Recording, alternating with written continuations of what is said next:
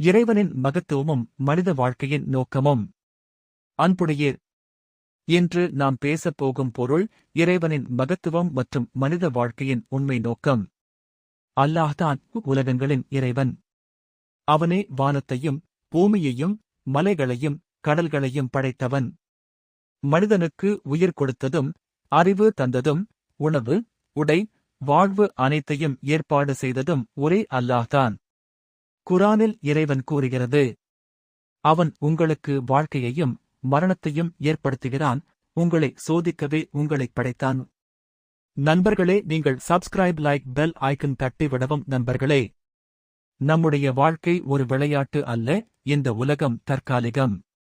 நம்முடைய ஒவ்வொரு செயலும் வார்த்தையும் சிந்தனையும் கணக்கில் எடுக்கப்படும். அந்த நாளில் யாரும் யாருக்காக வாதிட முடியாது. அன்றைய தினம் நம்முடன் சேர்ந்து வருவது நம்முடைய நற்செயல்கள் மட்டுமே. மனிதன் குற்றமற்றவன் அல்ல, நாம் தவறு செய்கிறோம், பாவம் செய்கிறோம்.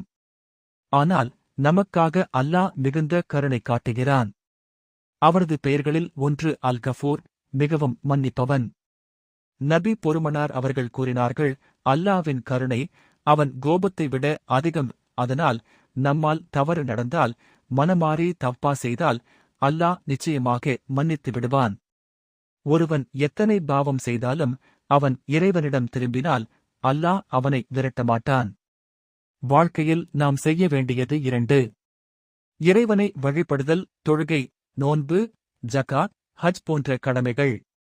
மனிதர்களுக்கு நன்மை செய்வது, பெற்றோரை மதிப்பது, ஏழைகளுக்கு உதவுவது, அயலவர்களை கவனிப்பது, பொய்யும் அநியாயமும் தவிர்ப்பது. இவை இல்லாமல் வாழ்க்கை பயனற்றதாகிவிடும். நம்முடைய நற்செயல்கள்தான் மறுமையில் நமக்கு ஒளியாக இருக்கும். அன்புள்ள சகோதரர்களே, இந்த உலகம் நிலையற்றது.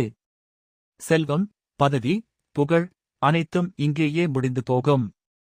ஆனால் அல்லாஹ்விடம் வைத்த நம்பிக்கை, நம்முடைய தொழுகை, நம் நல்ல செயல்கள், அவை மட்டும் நித்திய வாழ்வில் எங்களுக்கு பயன் தரும்.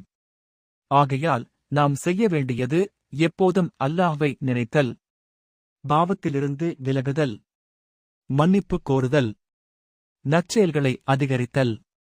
இதுதான் நம் வாழ்க்கையின் உண்மை வெற்றி.